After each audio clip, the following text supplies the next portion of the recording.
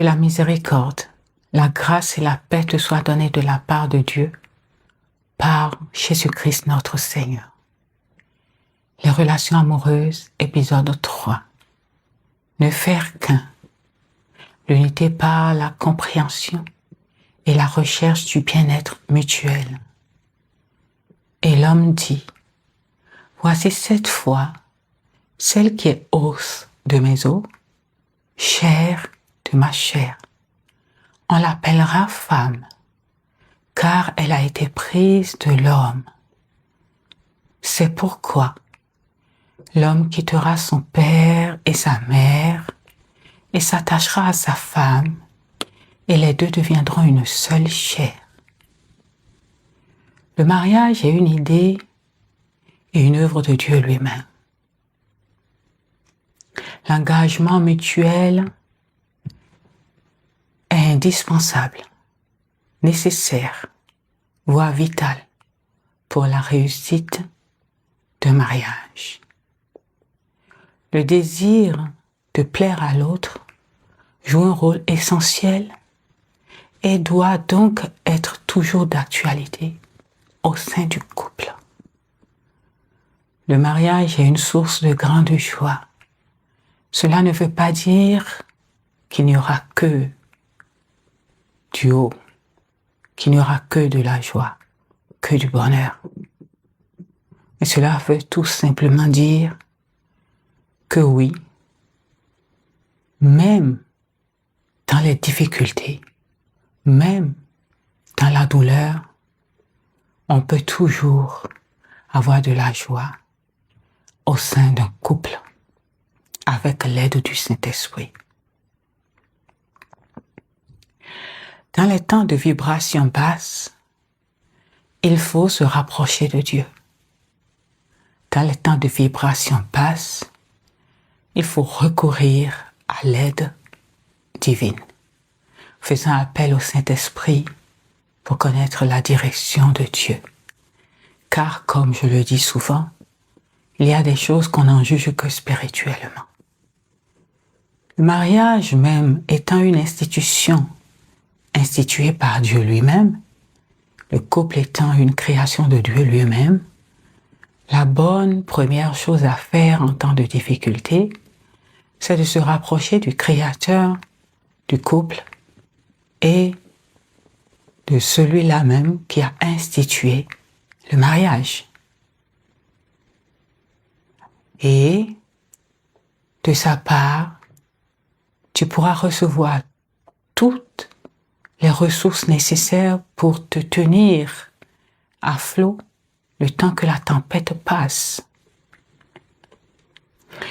Les temps de vibration basse ne devraient pas être une occasion pour se rejeter et pour commencer par se projeter avec quelqu'un d'autre dehors. Cela ne devrait pas être une occasion pour commencer par mépriser l'autre, commencer par penser à la séparation, au divorce, mais plutôt une occasion pour, avec l'aide de Dieu, se rapprocher de Dieu et pour recevoir l'aide pour vous aimer mieux que vous ne le faisiez jusque-là.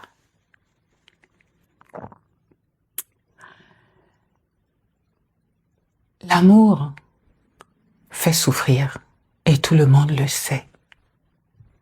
C'est pour ça qu'il faut absolument que dans ces temps de difficulté, vous demandez le secours du Saint-Esprit, car à chaque temps correspond une sagesse. Le mariage constitue le meilleur environnement pour élever des enfants. Par conséquent, avant de commencer par parler de divorce, de séparation, pensez aux enfants. La vie n'est déjà pas facile, l'avenir n'est déjà pas facile pour les enfants qui sont nés et ont grandi dans des foyers unis, stables. À plus forte raison, les enfants qui sont nés de parents qui se disputent et finalement se séparent. Vous n'imaginez pas ce que cela produit, le dégât que cela produit dans leur vie. Je suis un fruit de cette situation. Et je sais ce que c'est. Et beaucoup se reconnaîtront dans ce que je suis en train de dire. Vous n'imaginez pas non plus combien de pervers narcissiques se baladent dans le monde et qui ne vont que vers les enfants de couples divorcés, de parents divorcés, simplement parce que c'est une proie facile pour eux. Alors, faites preuve de sagesse, acceptez d'endurer quelques souffrances, quelques difficultés pour quelque temps et préservez vos enfants.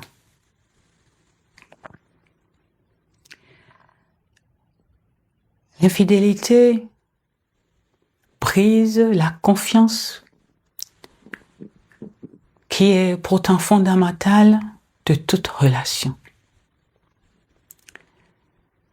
Mais l'amour couvre presque toutes les fautes, une multitude de fautes. S'il arrive dans votre relation que l'homme tombe dans l'infidélité et que c'est un cas isolé, que ce n'est pas devenu une mangue, une pastèque que l'homme ou la femme mange tous les jours, le chewing-gum qu'il mange tous les jours et que c'est juste un acte isolé. Ou vous êtes tombé dans le piège du malin. L'amour couvre une multitude de péchés, de fautes. Si votre amour est fort et que vous sentez la possibilité, la capacité de vous pardonner l'un et l'autre, n'hésitez pas à le faire. Ce n'est pas une faiblesse de la part de celui ou celle qui pardonne, mais bien au contraire, c'est de la maturité et c'est de la force spirituelle. Et que celui qui a commis la faute et qu'on a pardonné ne voit pas cet acte-là comme de la faiblesse et se dire j'ai fait une fois, je peux recommencer parce que c'est là que cela risque de finir très mal. Parce que la patience de celle ou de celui-là qui pardonne sera à bout. À chaque fois que l'homme ou la femme doit faire quoi que ce soit, doit poser des actes, il faut qu'il se mette à la place de l'autre. Cela amènera chacun à considérer le bien-être, les intérêts de l'autre. Et si chacun considère l'intérêt de l'autre, cela ne fera que apporter la paix, le bonheur et la joie. Le mariage, selon Dieu, devrait être permanent. Sauf que ce qui est selon Dieu, l'homme va essayer du mieux qu'il peut pour faire la volonté de Dieu. Mais si ta vie est en danger, prie le Seigneur, demande le secours de Dieu pour qu'il change ton conjoint ou ta conjointe. Si après avoir prié, après avoir cherché toutes les solutions dans le naturel, dans le spirituel, dans le naturel, rien n'est fait, alors demande au Saint-Esprit, en faisant clairement comprendre, connaître ta décision, ta vision au Seigneur, pour qu'il te dise si oui ou si non, il est bon que tu partes parce que tu ne connais pas ton avenir. J'ai des témoignages par rapport à ça. Je suis une femme que j'accompagne. Et je peux vous dire que des années de difficultés avec son mari, à chaque fois qu'elle décide de divorcer, qu'elle consulte le Seigneur lui dit non, tu ne divorces pas. Croyez-moi, un jour, cette femme a rêvé et le Seigneur lui a dit, la plaie qui est sur toi, depuis des années, je décide de le penser et de le guérir. Elle n'avait pas compris cette vision. Elle a prié, elle s'est recouchée. Et le Saint-Esprit lui révèle à nouveau par rapport à cette vision, en lui donnant l'explication de cette vision, où Dieu lui montrait son mari qui prenait sa défense. Et avant qu'elle se réveille, le Seigneur lui disait, je vais complètement changer ton mari. Dans la même année, la femme m'a dit, mon mari, je ne le reconnais plus. Il est encore meilleur que les premiers jours que je l'ai connu. Par conséquent, toi femme, toi homme, quand tu as des difficultés dans ton foyer, dans ton couple, quelle que soit la difficulté, ne te hâte pas d'aller au divorce. Parfois, tu quittes un foyer, tu quittes un homme, tu quittes une femme, et c'est l'homme ou la femme de ta destinée. Pourquoi les ténèbres iront braquer une maison vide, braquer un foyer vide? S'il y a des difficultés autant dans ton foyer, c'est parce que c'est un foyer, c'est une maison, c'est un couple béni. Par conséquent, un voleur ne vient jamais braquer une maison vide. Ce qui est bon à faire, c'est prier, mais vraiment prier le Seigneur et demander son secours et demander la patience pour voir s'accomplir, se matérialiser dans le naturel, dans ton couple. Tout ce que tu as demandé à Dieu sont des ossements. Parce que Dieu a dit, demander vous sera accordé. Si tu demandes, on te l'accordera. Si j'ai encore une seule chose à dire par rapport à cette situation, c'est dire que avant de divorcer, il faut te rassurer que Dieu est avec toi dans cette décision. Que Dieu appuie cette décision. Ce qui fera que quand tu sortiras de cette relation, le Seigneur lui-même, c'est lui-même qui fera tout concourir pour que ton avenir soit meilleur. Alors ne fais pas sans Dieu, fais avec Dieu.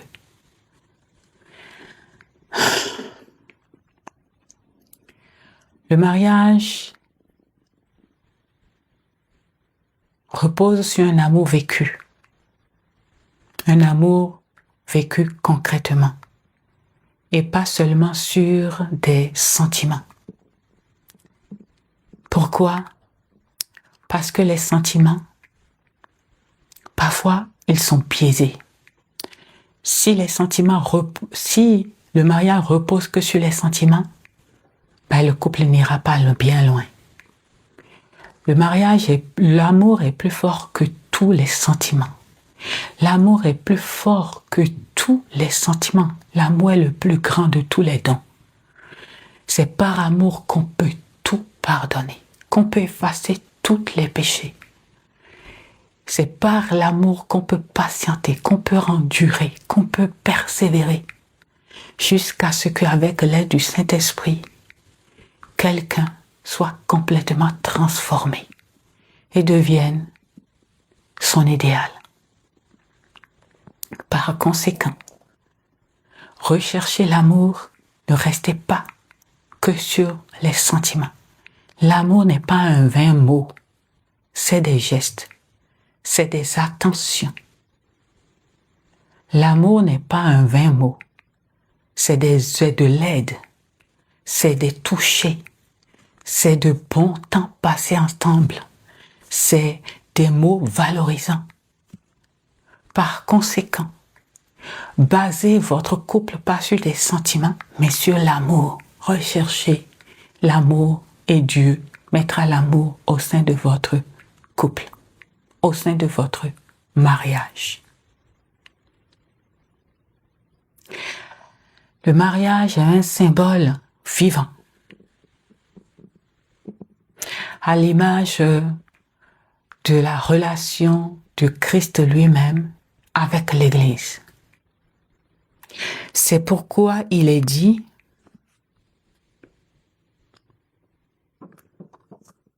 de la part de Christ que l'homme aime sa femme comme sa propre chair. L'homme qui aime sa femme comme sa propre chair amènera sa femme toujours haut. Quand la femme se sent aimée, quand la femme se sent considérée dans une relation, quand la femme se sent comprise dans une relation, elle donne tout. Elle fait de son mari un roi.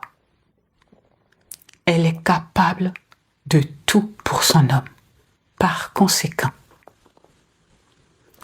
toi, homme, aime ta femme comme Christ le demande. Le Dieu qui a créé l'homme et la femme sait ce dont la femme a besoin. La femme a besoin de se sentir aimée, comprise, de se sentir considérée. Et elle donnera tout. Elle donnera tout, absolument tout, pour cet homme-là, pour cette relation, pour ce couple, pour ce foyer, dans ce mariage. Et ce dont l'homme a besoin, le Dieu qui a créé l'homme le sait. C'est pour ça qu'il a dit à la femme, respecte ton mari. Par conséquent, toi la femme, quel que soit ce que tu as, tes diplômes, quelle que soit ton intelligence, ton rang social, ton mari, en lui voit le Christ. Vois le Christ et fais-lui du bien comme si tu fais du bien au Christ. Et quand chacun fait sa part que Dieu lui a donnée, c'est une relation qui honore et glorifie Dieu. Donc c'est une relation que Dieu bénit et maintient unie. Parce que cela le glorifie. Alors toi, mon frère, toi, ma sœur, acquiers l'intelligence, acquiers la sagesse. Elle te conduira. Elle te portera. Elle te guidera dans le sentier où tu trouveras ta paix, où tu garderas ta paix. Que ceux qui ont des oreilles entendent et que comprennent ceux qui doivent comprendre. Merci.